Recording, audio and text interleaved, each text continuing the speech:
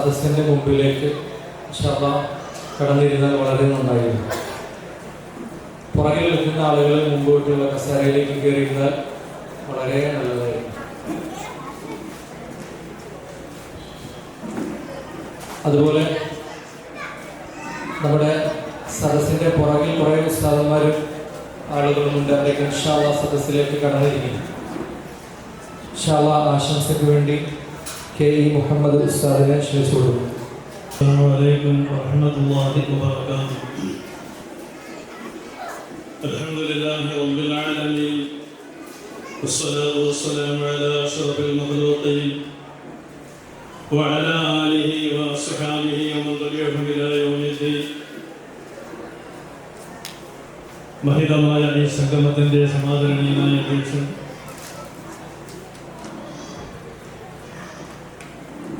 മറ്റ് വേദിയിലിരിക്കുന്ന നസീഹ സംവിധാനത്തിൻ്റെ പ്രഗത്ഭരായ നേതൃത്വങ്ങളെ, മഹത്തായ ഈ സംഗമത്തിലേക്ക് കടന്നു വന്ന പ്രിയപ്പെട്ട സഹോദരി സഹോദരന്മാരെ, വിദ്യാർത്ഥിനികളെ, അല്ലാഹു സുബ്ഹാനഹു വ തആല നമ്മുടെ ഈ ഒത്തുചേരലും പിരിയലുമൊക്കെ ഒരു സാലിഹായ സൽക്കർമ്മമായി സ്വീകരിക്കുമാറാകട്ടെ. സത്യത്തിൽ ഏറെ അകലെ നിന്ന് മാത്രം നിരീക്ഷിക്കാനും വീക്ഷിക്കാനും സാധ്യമായ ഒരു സംവിധാനമാണ് നസീഹ എന്ന് പറയുന്നത്. ഈ നസീഹ സംവിധാനത്തെ അടുത്ത് പരിചയപ്പെട്ടപ്പോൾ സ്വാഗതം ആശംസിച്ച ഇതിൻ്റെ സംഘാടകൻ വിശദമായി എന്താണ് നസീഹ, എന്താണ് ഈ നസീഹ കൊണ്ട് ലക്ഷ്യമിടുന്നത് എന്ന് ഏറെ ശ്രദ്ധേയമായ രീതിയിൽ നമ്മെ ബോധ്യപ്പെടുത്തുകയുണ്ടായി. അതിൽ നിന്ന് നമുക്ക് മനസ്സിലാക്കാൻ കഴിയുന്ന ഏറെ ശ്രദ്ധേയമായ ഒരു വശം എന്ന് പറയുന്നത്, കാലം കാതോർത്തിരുന്ന ഒരു വിളിയാളത്തിന്റെ സാക്ഷാത്കാരമാണ് ഇവിടെ പ്രവർത്തനം നടന്നുകൊണ്ടിരിക്കുന്ന ഈ നസീഹ സംവിധാനം എന്ന് പറഞ്ഞാൽ അതൊരിക്കലും അതിശയോക്തിപരമാവുകയില്ല. കാരണം ഒരു നല്ല സമൂഹത്തിന്റെ ഭാവി ഉടലെടുക്കുന്നതും അത് രൂപപ്പെടുത്തുന്നതിലും ശ്രദ്ധേയമായ പങ്ക് വഹിക്കുന്ന ഒരു സംവിധാനമാണ് വിദ്യാഭ്യാസം എന്ന് പറയുന്നത്. വിദ്യാഭ്യാസം എന്ന് പരാമർശിക്കപ്പെടുമ്പോൾ കേവലം ഭൗതിക വിദ്യാഭ്യാസം മാത്രമല്ല, ആത്മീയ വിദ്യാഭ്യാസവും വിശുദ്ധ ഇസ്ലാമിന്റെ കാഴ്ചപ്പാടിൽ വിദ്യാഭ്യാസ സംവിധാനം ഒന്ന് തന്നെയാണ്. അതുകൊണ്ടാണ് ഈ നസീഹയുടെ കാലിക പ്രസക്തി നാം മനസ്സിലാക്കേണ്ടത്.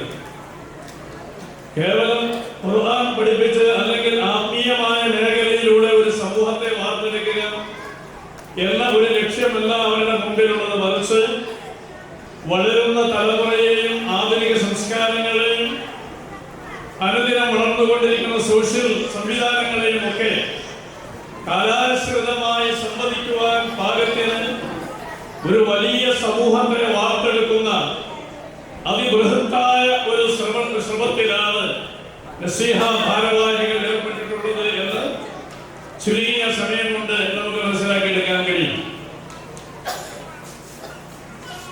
വിദ്യാഭ്യാസ പുരോഗതി നേടുന്ന ഒരു വ്യക്തി ഒരു സമൂഹത്തിന് ഗുണകരമാണ്. സമൂഹത്തിന് ഗുണകരമായ ഒരു വ്യക്തിയെ സംബന്ധിച്ചിടത്തോളം ഒരിക്കലും നാടിനോ രാജ്യത്തിനോ ഉപദ്രവകാരിയാവുകയില്ല. മറിച്ച് അവന്റെ വിദ്യാഭ്യാസം നാടിനും നാട്ടാർക്കും സമൂഹത്തിനും രാജ്യത്തിനുമൊക്കെ ഗുണകരമായി ഭവിക്കുമെന്ന് ഇവിടെ നേരത്തെ സൂചിപ്പിക്കപ്പെട്ട പ്രസംഗങ്ങളിലൊക്കെ ഞാൻ നിങ്ങളുമൊക്കെ ശ്രമിച്ചവരാണ്, കേട്ടവരാണ്.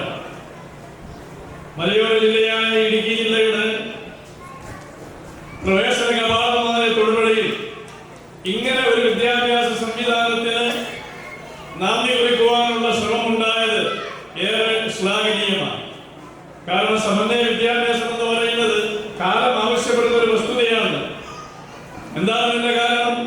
മനുഷ്യത്വം നഷ്ടപ്പെട്ടുകൊണ്ടിരിക്കുന്ന കാലഘട്ടം, ബന്ധങ്ങൾ അറ്റുപോയിക്കൊണ്ടിരിക്കുന്ന ഒരു കാലഘട്ടം, എല്ലാം നൈമിഷികമായ സുഖങ്ങൾക്ക് വേണ്ടി അല്ലെങ്കിൽ സംവിധാനങ്ങൾക്ക് വേണ്ടി മനുഷ്യന്റെ ജീവിതം മുന്നോട്ട് കൊണ്ടുപോകുമ്പോ അതല്ല യഥാർത്ഥ ജീവിതം എന്ന് പറയുന്ന ജീവിതത്തിന് ഒരു അർത്ഥമുണ്ട് എന്ന് കൃത്യമായ ഒരു മേഖല ജീവിതത്തിനുണ്ടു എന്ന് നൽകുന്ന ഒരു തിരിച്ചറിവാണ് വിദ്യാഭ്യാസം എന്ന് പറയുന്നത്. അതുകൊണ്ട് വിദ്യാഭ്യാസം ലഭ്യമാകുന്ന ഒരു സമൂഹം ഒരിക്കലും അവർ വഴിതെറ്റുകയില്ല. അതുകൊണ്ട് ഇതിന്റെ പ്രവർത്തകരെ ഏറെ പ്രശംസിക്കുവാൻ ഈ അവസരം ഞാൻ ഉപയോഗിക്കുകയാണ്.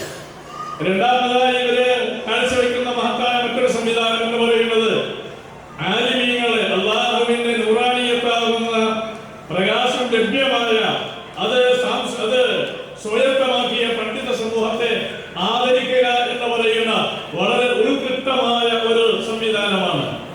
നമുക്കറിയാം പ്രശസ്തമായ വ്യക്തികൾ അധപ്പതനത്തിലേക്ക് കണ്ടുപോയത് ഈ ഒരു ഇക്റാം എന്ന് പറയുന്ന സംവിധാനത്തിന്റെ ഇല്ലായ്മ മൂലമാണ്. ഇബ്ലീസിനെ സംബന്ധിച്ചിടത്തോളം എന്തുകൊണ്ടാണ് ഇബ്ലീസ് ആരാധരിക്കപ്പെട്ടു പോയത്? അറിവില്ലാത്തത് കൊണ്ടല്ല, ഉയരങ്ങൾ കീഴടക്കാനുള്ള കഴിവില്ലാത്തത് കൊണ്ടല്ല, മറിച്ച് ആദരവ് എന്ന് പറയപ്പെടുന്ന ഒരു സംവിധാനം ഇബ്ലീസ് നഷ്ടപ്പെടുത്തിയപ്പോൾ അല്ലാഹു എല്ലാ വസ്തുക്കളെക്കാളും നീചമായി ഇബ്ലീസിനെ തരം താഴ്ത്തി. എന്നാൽ വിജ്ഞാനം നൽകപ്പെട്ട മനുഷ്യനെ മലക്കുകളെക്കാളും ഉയരങ്ങളിലേക്ക് എത്തിക്കാൻ അല്ലാഹു തയ്യാറായി. അതാണല്ലോ ആദം നബി അലൈഹിസ്സലാത്തു വസ്സലാമയുടെ ചരിത്രം എന്ന് പറയുന്നത്.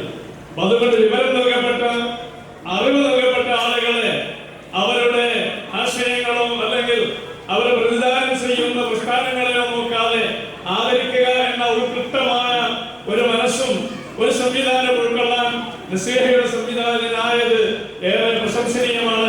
അല്ലാഹു അവർക്കൊക്കെ അർഹമായ പ്രതിഫലം നൽകുമാറാകട്ടെ. ഇതിനേക്കാളെല്ലാം ഉപരി വിശുദ്ധമായ ഖുർആനിന്റെ കൃത്യമായ അധ്യാപനങ്ങളാണ്.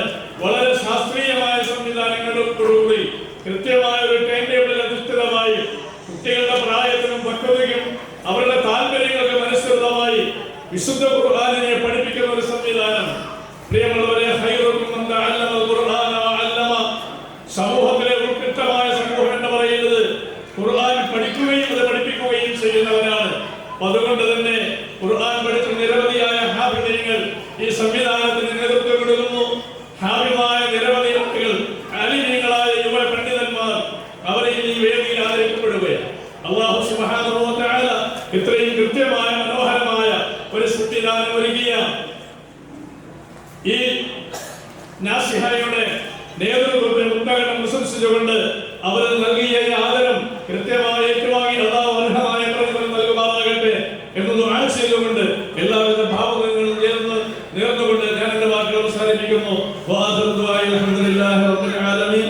അസ്സലാമു അലൈക്കും വറഹ്മത്തുള്ളാഹി വബറകാതുഹു.